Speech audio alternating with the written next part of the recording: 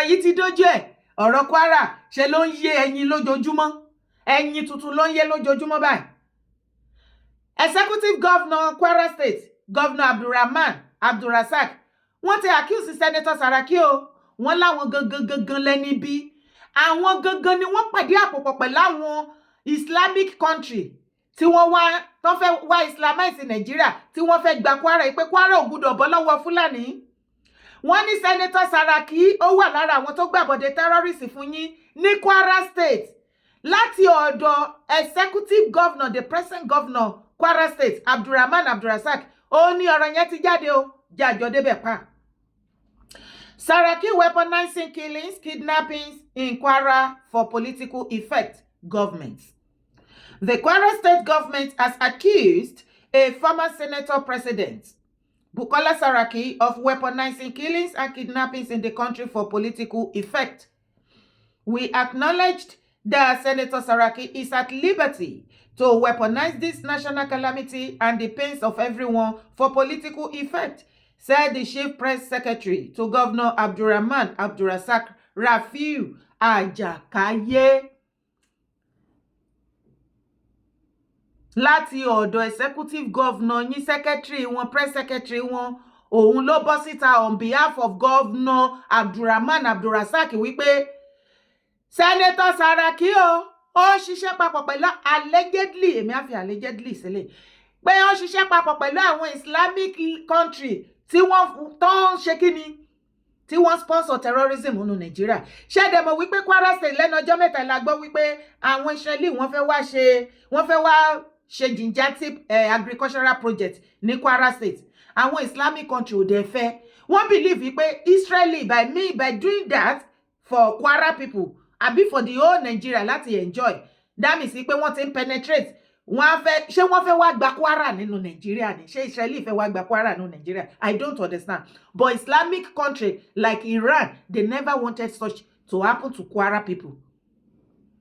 Lọ́dọ̀ wọn ẹ ti mọ̀ pé àwọn Fulani èṣù gbénu wọn.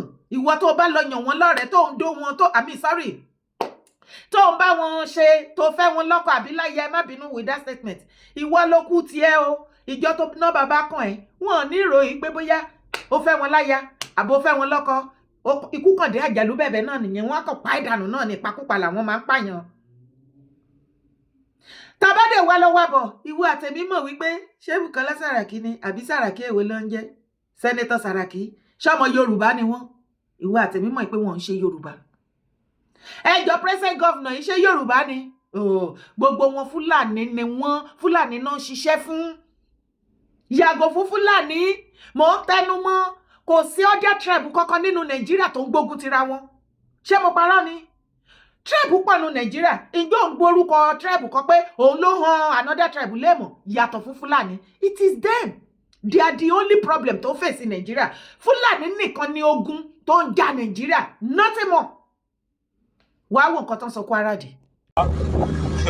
Ojú ọ̀nà òmùgọ̀ nìyẹn o òmùgọ̀ ni ẹ̀rí máa kò sẹ́dá kan ní ìlú mọ́ ìlú ti tú wà láìtàláì. Ẹ bá níbi tá a lọ kó sáka gan ẹ bá yìí dáhùn ọlọ́dẹ ṣe ń yìnbọn wọ̀ dáhùn ọlọ́pàá wà láì ẹ ti rí òmùgọ̀ ní ìlú ti tú yẹ́yẹ́ kò sẹ́ ẹ̀rí máa kò sẹ́yìn kan ní ìlú mọ́ wà láì àbẹ́ ẹ̀rí ni ìlú tó yẹ pé ó pọ̀ gan ẹ ti rí máa ọ̀gá ẹ rí gbogbo mọ́ọ̀sì gan ti tilẹ̀kùn gbogbo lé ẹ ti rí ẹ ti rí òmùgọ̀ bíi tí òmùgọ̀ tí kí ló kọ rẹ̀ láti kóyàn níjọ Sunday tó lọ yẹn ó ní nínú chọ́ọ̀chì ẹ ti bá ibẹ̀ láwà yìí o ó pẹ́ ti dáàdi tilẹ̀ láti sọ́wọ́ márùn wà láì tẹ́tẹ́ níbi láti kó sakasẹ́ ẹ o lẹ́yìn àwọn bàbá tó wá gbowó lọ́wọ́ wa yẹn àwọn bàbá nǹkan ẹ̀rọ ń sọ wa ní ẹ ti bá ẹ ti rí ẹ̀sìn àwọn ọlọ́pàá tó wà lọ́ọ̀kan àwọn nìkan ló kù nínú òmùgọ̀ wọn ẹ̀sìn chọ́ọ̀chì bí sí láti yìnbọn láti gbé yàn jọ Sunday yẹn ibẹ̀ ládé ló mùgọ̀ báyìí ẹ̀sìn rí wọn ilé àwọn pásítọ̀ yẹn nù ìlú ti tú Ọlọ́run ṣàánú wa ló màrún gbogbo ti sáwọ́ màrún o ọ̀gá sẹ́ ibi tẹ́ ìwà báyìí nísinsìnyí ní mọ kó bọ̀ báyìí ẹ wojú ọta níbi ara ṣọ́ọ̀ṣì ẹ ti rí wọn.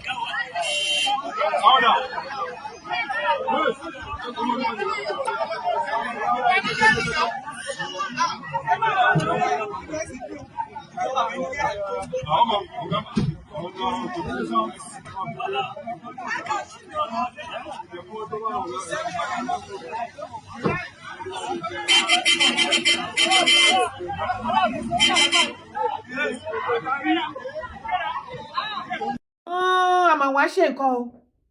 Ok, ní ìgbà tí àwọn terrorists ń sìn tí àwọn political leader torí àǹfààní títí wọn tí wọ́n wá fẹ́ sọ Kwara di ahoro torí wọ́n ti ń gbọ́ fìrìfìrì wípé Kwara máa padà sílẹ̀ Yorùbá. Àwọn Fúlàní ò sì fẹ́ gbogbo nǹkan kíkan tó bá máa gbà òun náà fẹ́ fún. Ẹ wá gbọ́, everybody digbá wọ́n di àgbọ̀n wọ́n sá kúrò ńlù. Ta ló máa sọ fún yín pé kẹ́ má sá kúrò ńlù? Àbí ìgbà tó jẹ́ pé wọn ò mọ the next àwọn tó máa wá attack next ń ṣe tó máa pa kò sí justice ẹni tó pa wọ́n kọ́ pa wọ́n gbé ni. Ìwọ àtèmi ò lè sọ fáwọn wọ̀nyí pé kí wọ́n má sá lọ, ṣùgbọ́n question tèmi rèé, ibo gan lẹ̀ ń sá lọ? Mo ní ìbéèrè ní ibo lẹ̀ ń sá lọ? Kò ṣe ní Nàìjíríà yẹn náà lẹ̀ tún sá lọ ni. Ó yá ìwọ àtèmi jẹ́ ká jọ wo gbogbo the whole of Nigeria àti north àti south, ibo ló safe mọ́ sìn. Tó o bá wá jókòó tó wẹnu lẹ̀ tó wọ ní ọkọ́ dáadáa, wàá rí wípé àtáàkì ti pọ̀ gan nílẹ̀ Yorùbá torí ẹ̀yin tẹ́ fẹ́ sá kúrò ní Kwara sí ibo lẹ̀ sá lọ nínú kẹ́ sá lọ sẹ́kìtì, Ondo, Ògùn, Ọ̀ṣun, Lagos àbí àbọ̀ fẹ́ sá lọ sílẹ̀ Yíbò ni. Mo máa ra Kwara ilẹ̀ Yíbò àbí Kútọ́nù lẹ̀ sá lọ ni. President Talon ó bá rí bákan náà táwọn èèyàn wa tó bá dé jẹ́ pọ́dọ̀ yín ni wọ́n fẹ́ wá láti wá jẹ refugee, ẹjọ́ ẹ bá wa tẹ́kẹ̀ wọn dáadáa o, èèyàn rẹ nìyí o. President Talon, we love you. Ẹ bá wa welcome wọn dáadáa, kẹ bá wa accommodate wọn dáadáa. Torí tó bá jẹ́ pé inú Kwara tẹ́tí sá ẹ̀ ń sá padà lọ sí gbogbo ilẹ̀ Yorùbá tó kù, kò síbi tó safe mọ́. Kò síbi tó safe mọ́. Ó ti dojú ẹ̀ báyìí sìn. Ẹ bá rí àwọn youth ní Plateau, àwọn ọmọ ọlọ́dẹ náà bá kóra wọn jáde, ẹ wá wo àwọn ọ̀pá tatakùkù lọ́wọ́ wọn, wọ́n fẹ́ fi kojú AK-47. Ẹ̀yin ìjọba tó bá jẹ́ pé lóòótọ́ lẹ fẹ́ recruit àwọn brothers wa láti dáàbò bò wá, ẹ má gbé ọ̀pá tatakùkù ṣakabùlà lé wọn lọ́wọ́ o. Àwọn olórí burúkú terrorists yìí nǹkan tó wà lọ́wọ́ wọn wà sophisticated ju tatakùkù tẹ́ ń gbélé wọn lọ́wọ́ o. Ẹ gbé original nǹkan wèrè pàdé wèrè, ẹ fi nǹkan ayé pàdé nǹkan ayé. Ẹ má kàn máa waste àwọn brothers wa. Enough is enough o. Ẹ ń gba enough money. Ẹ lọ kó pamọ́ fún àǹfààní political gain títí yín. Ibi tí ọ̀rọ̀ yìí dẹ̀ ń lọ báyìí, a fẹ́ mọ̀ kí Nigerians kan má gbàgbọ́rọ̀ kan wá ẹ̀kọ́ déédéé jí lọ́jọ́ kan gbogbo Nigeria shut down ni. Protest against terrorism ni. Ẹni tó bá mú nínú yín tẹ́ jẹ́ political kìíní, ẹni rẹ̀ yín lọ. Ẹ ti ń babọ̀ báyìí. Nigerians mo ti rí lẹ́nu ọjọ́ mẹ́ta yìí. The way tó ṣe ń jí sìn. Ìbá jẹ́ pé bó ṣe ń jí láti bí some years back nìyẹn lórí ọ̀rọ̀ terrorist. A ti kọjá bí tá a wà yìí, ṣùgbọ́n náà kò tí ì bàjẹ́ jù. Àlọ́rọ̀ yẹn ti dojúrú. Archbishop ti fi mẹ́sẹ̀jì ránṣẹ́ sí bàbá Trump, President Trump. Wọ́n ní kán bá wọn kó weapon, ọ̀pá burúkú, kán bá wọn kó ránṣẹ́, wọ́n ti need ẹ̀ badly. Àwọn fẹ́ fọwọ́ ara wọn kó fi gbẹ̀mí ara wọn là lọ́wọ́ àwọn Fúlàní wèrè. Jẹ́ ń gbé ẹ̀ débẹ̀. Nigeria Archbishop calls on Trump to give us weapons to eradicate Islamic terrorists. A Catholic Archbishop in Nigeria is calling for international assistance as violence continues to impact communities across country. According to reports, Archbishop Ignatius Ayel Kangama of Abuja has urged the U.S. government, including President Donald Trump, to provide intelligence and military support to help Nigerian forces confront militant group responsible for ongoing attack.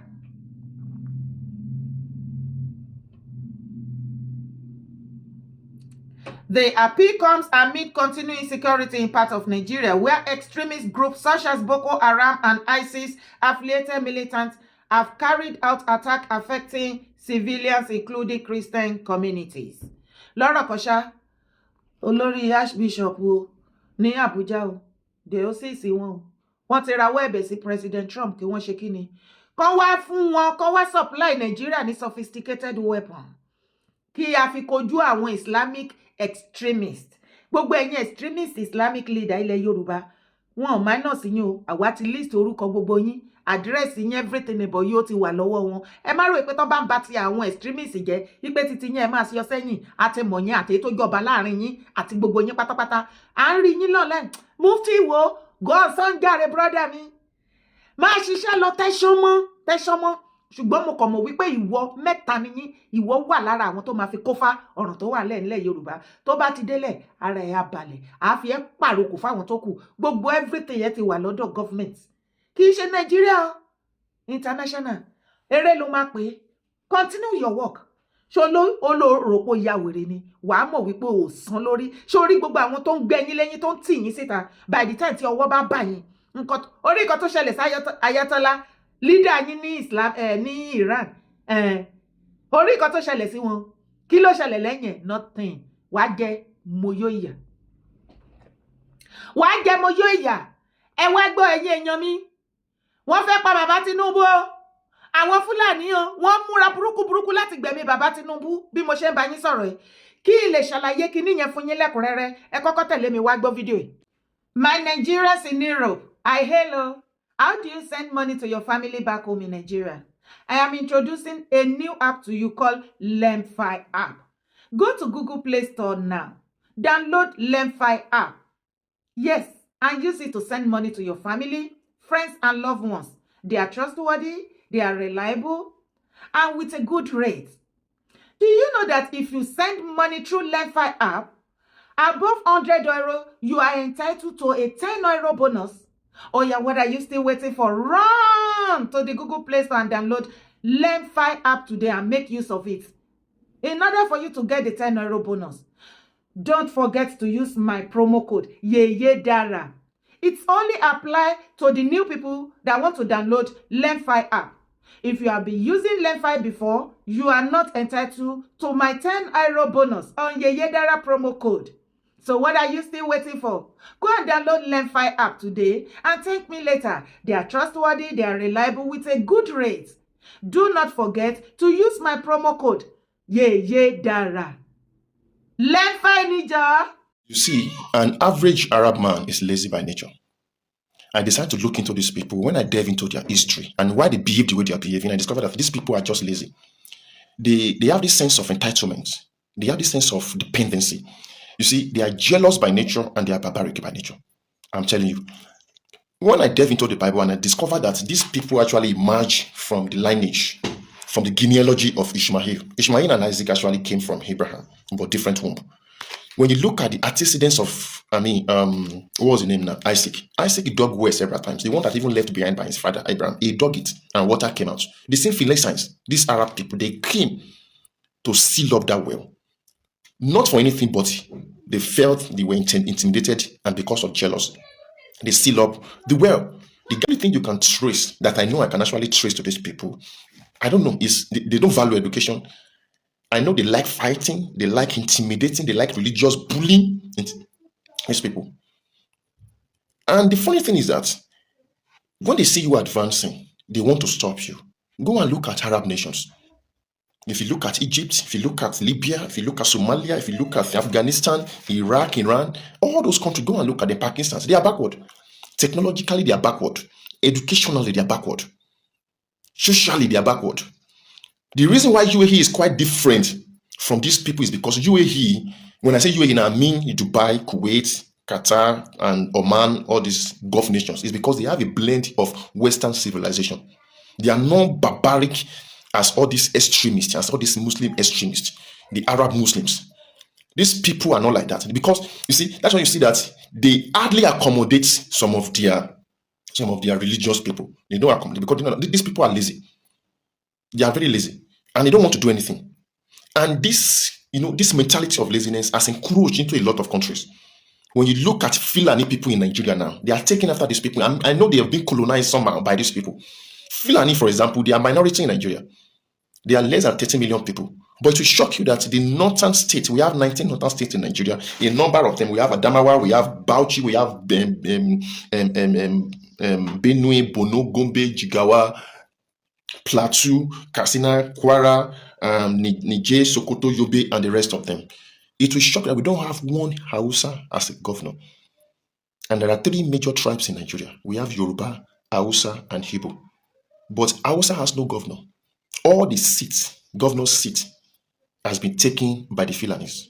Because of what? Because of their level of intimidation. Because of that is a kind of a nature. That is who they are. So when you look at the pattern they are following, religiously, educationally, they pattern after Arab people. They pattern their things after Arab nations. All they are thinking is how to conquer people out of their land and take that land. They will never think educationally. They will never think in terms of technology. They will never think of invention. Their thinking is how to kill people and conquer people and take their things. They feel entitled. Look at the country that they are today. Look at Germany. Look at Spain. Look at UK, for example. These people actually accommodated them with the mind that, okay, we'll give them asylum, we'll allow them to go to school, we give them basic things. But in return, they are trying to destroy those countries. Feel entitled to what does not belong to them. It has been their nature right from time. That is just the truth. Ilẹ̀kẹ̀ má já sílé, ilẹ̀kẹ̀ má já síta, ibì kan ilẹ̀kẹ̀ yìí má já sí. Ẹ wá gbọ́ àlàyé mi from a reliable source láti northern part of Nigeria, not fún mi ní information. Wọ́n ní kí bá wọn pariwo ẹ̀ síta, gbogbo ẹ̀yin tẹ́ súnmọ́ bàbá, ẹ jọ̀ọ́ ẹ bá wa pass information sí wọn. Wọ́n ní kí bàbá kàn kíyè sára burúkú lásìkò yìí. Yes. Wọ́n ní kó má trust any northerner lásìkò yìí. No ribadu, wọ́n ní kí bàbá ká ẹ ṣe kí ni? Wọ́n ní kẹ́ gbọ́mọ́ tinú yín o. Wọ́n dẹ̀ ní ọ̀rọ̀ yẹn yé yín. Ohun tí Nuri Badu àti El-Rufai tán lò fún Yar'Adua. Ṣebẹ́ rí fídíò yẹn tí El-Rufai old video tó jáde lẹ́nu ọjọ́ mẹ́ta tó ti sọ wípé ìgbà tí létí Yar'Adua tó ń gbógun ti òun politically tí ò jẹ́ kó ń sinmi wọ́n ṣe kinní yẹn fún. So kí Tinubu kó máa múra kó máa get ready. Àbí kò yé yín bàbá Tinubu ẹ̀dẹ̀ mọ gbogbo idán ẹ̀. Kinní yẹn ìwà lọ́wọ́ Nuri Badu. Wọ́n ní ká ẹ ṣọ́ra, wọ́n lè fẹ́ sí inú fan, wọ́n lè fẹ́ sínú AC, kò sí nǹkan tó wọ́n lọ́nà tó lè gbé gbà, ẹ dẹ̀ mọ̀. Wọ́n ní kí n sọ fún yín o. Ìdí ni wípé yàtọ̀ fún wípé àwọn Fulani caliphate, àwọn Kaba tí wọ́n fẹ́ bàbá ní second time, torí pé gbogbo wa lájọ rí wípé first time wọn yìí ṣé mọ̀ wípé àwọn Kaba ni wọ́n máa control gbogbo àwọn head of state. Any head of state tó bá fẹ́ bá wọn ṣagídí, jẹ́ ká wo àwọn past wọn tó ti lọ.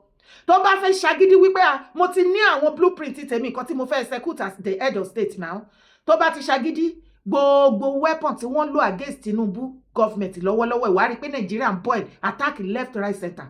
The same tactic yẹn náà lò fún gbogbo past head of state.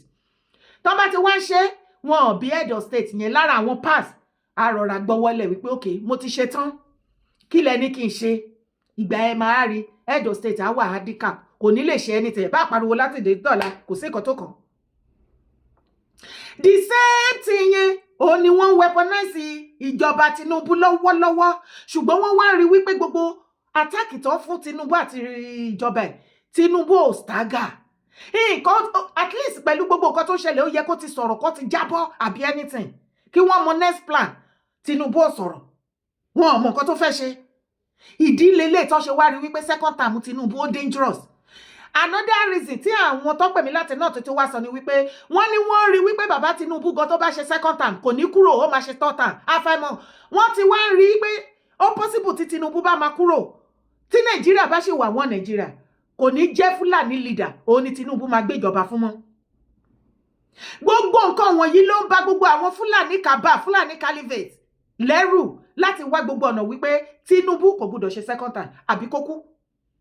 Now, another idea tí wọ́n wá tún wá jẹ́ kó yé mi ni wípé wọ́n ní kí gbogbo wa ká farabalẹ̀ dáadáa. Ẹ rí wípé láti bí ọjọ́ mẹ́ta yìí sìn gbogbo terrorist attack yẹn kò fi bẹ́ẹ̀ ṣẹlẹ̀ ní ọ̀dọ̀ àwọn ọmọ Igbo ní south eastern part bíi ti tẹ́lẹ̀ mọ́.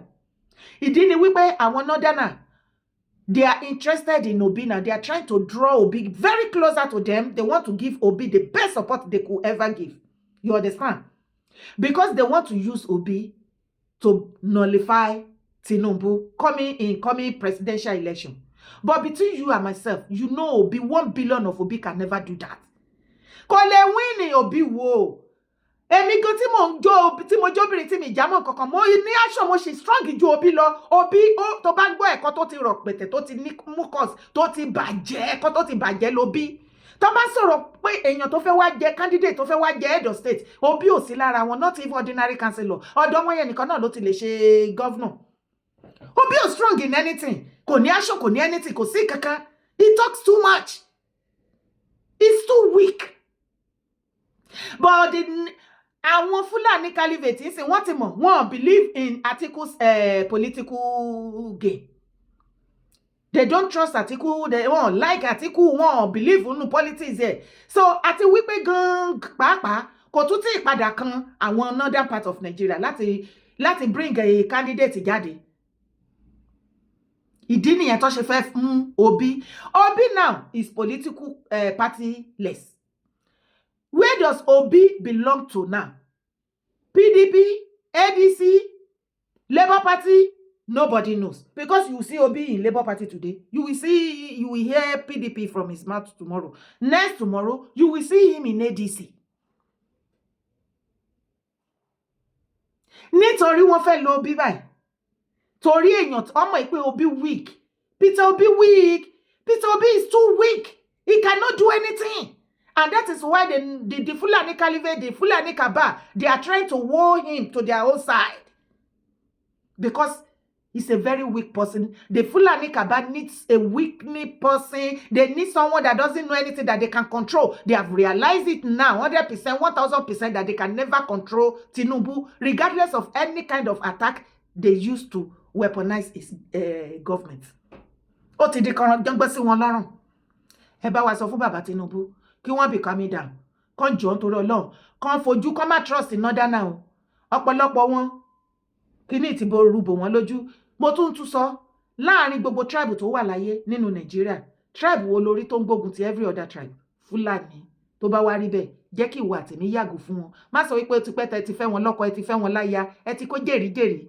Orúkọ tèmi ò yí padà, Ìyèdárakowé ni mò ń jẹ́. Má gbàgbé láti bá mi share ètò yìí. Má sì gbàgbé láti bá mi ṣe kíni, bá mi like, kó bá mi love. Ire o, kábíyèsí.